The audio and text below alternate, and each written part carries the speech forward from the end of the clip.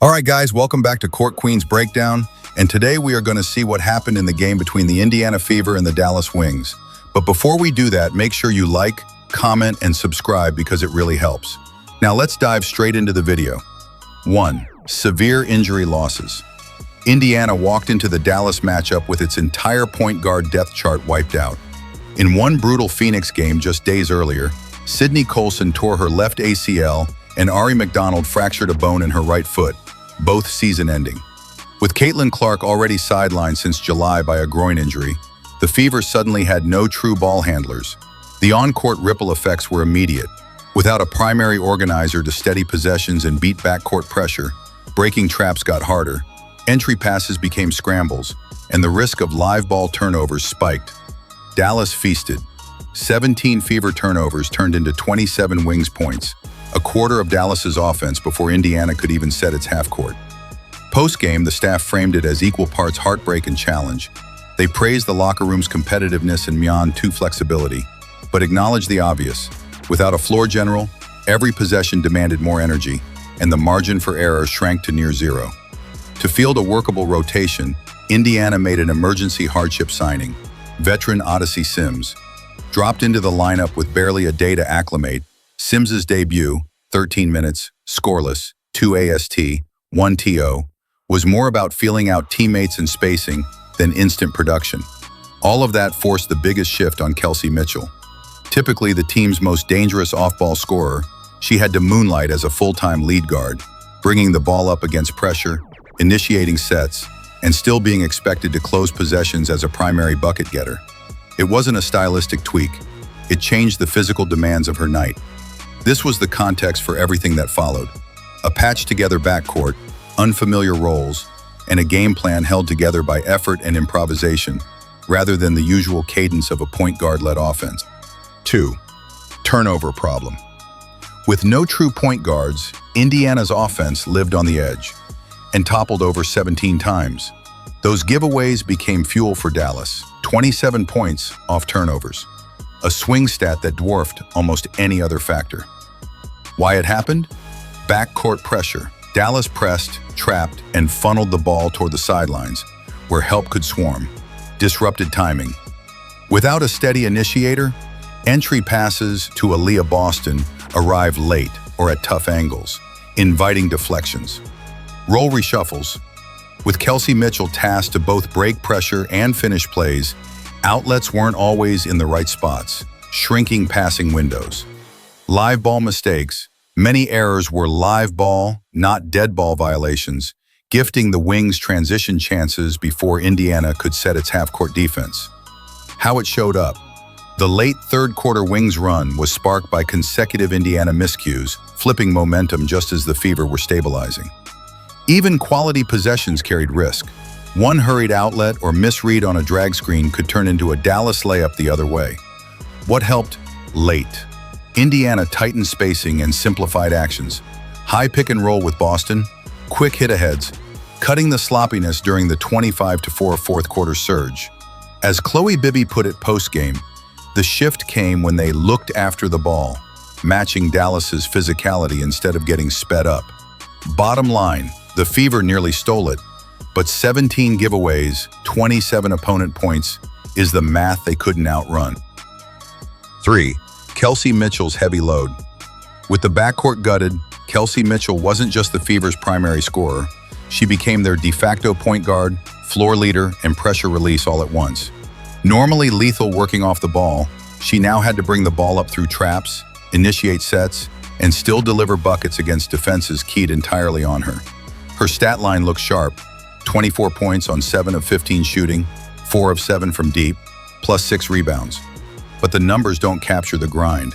Every possession started in her hands, forcing her to absorb contact, navigate double teams, and read help defenders before even getting into scoring position.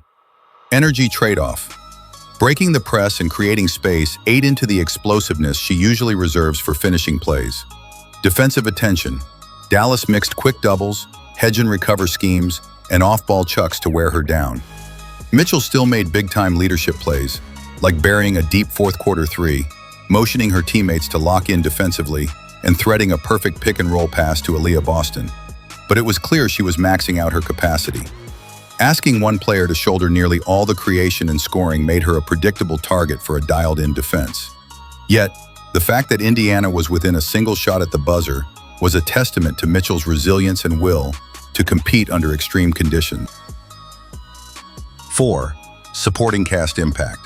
Even with the backcourt in triage, Indiana stayed in it because multiple role players punched above their weight. Sophie Cunningham, spark plus edge. 14 points on 5 of 10 with 2 timely threes, constant hustle, dives, extra possessions, and the emotional charge that helped swing the crowd back into it. Chloe Bibby, microwave minutes. 11 points in just 12 minutes, a perfect 3 for 3 from deep. One fourth-quarter triple stopped a Dallas push and forced a key timeout. Natasha Howard, interior anchor, a 12-point, 12-rebound double-double with 3 blocks, erasing would-be layups and denying second-chance points to steady Indiana's defense. Aliyah Boston, bruising finishes, 14 points while absorbing heavy contact. Her post touches kept the offense balanced when the perimeter cooled. Lexi Hall, defensive assignment, little in the box score, big in impact, chased over screens and disrupted rhythm on the perimeter to buy Indiana precious fourth-quarter stops. Collectively, those contributions powered the 25-4 fourth-quarter charge, proving it wasn't a one-woman show. Every rotational piece delivered exactly what the moment demanded. 5. Massive fourth-quarter rally. Down double digits, Indiana flipped the game with a 25-4 blitz that turned a slog into a thriller. Defensive squeeze. They strung together multiple one-and-done trips, cleaned the glass, walled off drives, and contested threes to kill Dallas's rhythm. Simplified offense. Fewer cute sets, more high P&R with Boston, early hit-aheads, and quick decision threes. Shot-making pops. Kelsey Mitchell drilled a deep bomb to spark the surge. Chloe Bibby stayed perfect from range. Sophie Cunningham cashed momentum threes and attacked closeouts. Paint presence. Natasha Howard and Aliyah Boston finished through contact, forcing help and opening corners. Composure under heat. After the turnover avalanche earlier, Indiana valued possessions, cut the live ball mistakes, and rode crowd energy. The comeback built a last possession chance to win, a testament to resolve and adjustments, only to be undone by a rushed final look and a too-late timeout. 6. Late game execution lapse. With 11.7 seconds left and trailing 81-80, Indiana grabbed a defensive rebound and had a chance to draw up a final shot. Instead, they pushed the ball in transition without using their last timeout. What happened? Kelsey Mitchell advanced up the left side, but Dallas had already loaded its defense. She settled for a tightly contested mid-range jumper that missed. Stephanie White called timeout after the rebound, with 1.7 seconds left, far too late to run a meaningful play. Aftermath. White admitted post-game, "I probably should have used it at the 3-second mark." The delay erased any chance of a design set for Mitchell, Boston, or a decoy action. It stood out more because the Fever had just clawed back from a huge deficit only to fumble the clock management in the most critical moment. In a one-point game, that split-second decision-making became the pivot between a potential statement win and a loss that now looms large in the playoff race. 7. Controversial officiating calls. Officiating became a co-headline because several high-leverage rulings cut against Indiana and shaped crunch time. Boston clamp foul upheld. In the fourth, Aliyah Boston fought for position as the Dallas big clamped her arm. Instead of an offensive/hold on Dallas, Boston was whistled. After review, the foul stood, costing Indiana its challenge and timeout and gifting Dallas free points and possession. Flagrant asymmetry. Sophie Cunningham had a closeout on Paige Buchers, upgraded to a flagrant after review. Earlier, a similar landing space action involving Buchers had been upgraded against Dallas. But later, Kelsey Mitchell took near-identical contact on a jumper with no whistle. Physicality standard drift. Throughout, off-ball holds and chucks on Mitchell and rugged post contact on Boston were allowed on some trips and punished on others, creating the sense of a moving target. Momentum swing. Each ruling carried possession, plus points, plus timeout tax. The Boston review alone flipped leverage late, while the flagrant/no-call sequence bent the fourth-quarter rhythm just as Indiana surged. Net effect: beyond missed shots or tactics, the inconsistency itself became part of the game state, tightening Indiana's margin in a one-point finish. 8. Coach's blunt critique. Post-game, Stephanie White didn't sugarcoat her view of the officiating, called Aliyah Boston the worst officiated post player in the league, citing constant contact that rarely draws a whistle. Said Kelsey Mitchell is held or chucked on every freaking possession off the ball without calls. Accused referees of a double standard, allowing one team more leeway in physicality while whistling the other. Emphasized that if the game is going to be physical, it should be called consistently both ways. White's remarks echoed what Fever fans and broadcasters had been pointing out in real time. Uneven enforcement made it harder for Indiana's stars to establish position or run clean actions. The missed or flipped calls didn't just frustrate, they shifted possessions and scoring chances in a one-point game.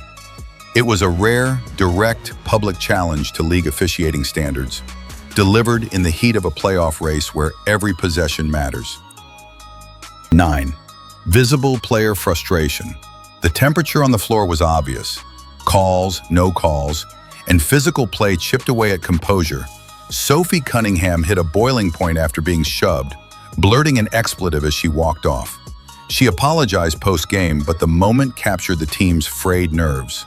Aliyah Boston stepped into a tense late-game exchange with officials, visibly upset before teammates and staff pulled the group back to the huddle. Caitlin Clark, still out with a groin injury, clapped emphatically toward referee Amy Bonner after the buzzer, a silent protest from the sideline. Bench and staff worked to cool things down. At one point, Clark put a hand on Stephanie White as the coach argued, with players trying to channel anger back into execution. Boston's post-game line, "We need better focus," landed with a double edge. Part self-accountability, part nod to how external chaos, whistles, contact, momentum swings knocked them off rhythm. The through line: Indiana's emotional edge fueled the comeback, but the cumulative frustration of a one-point loss amid disputed calls spilled into plain view. 10. Playoff pressure rising. The loss nudged Indiana to 18-15 and 6th place, tightening an already crowded playoff race. Context matters. Quality of opponent. Dallas has been a bottom 3 team this season. Exactly the kind of matchup Indiana needed to bank for seeding. Tiebreaker seed stress. With only a handful of games left, dropping winnable ones magnifies the cost of late-game miscues and burns precious timeouts challenges. Clark's timeline. Caitlin Clark remains out rehabbing a groin injury and isn't yet practicing. Expectations are that she'll return within weeks, but Indiana must navigate crunch time reps without her.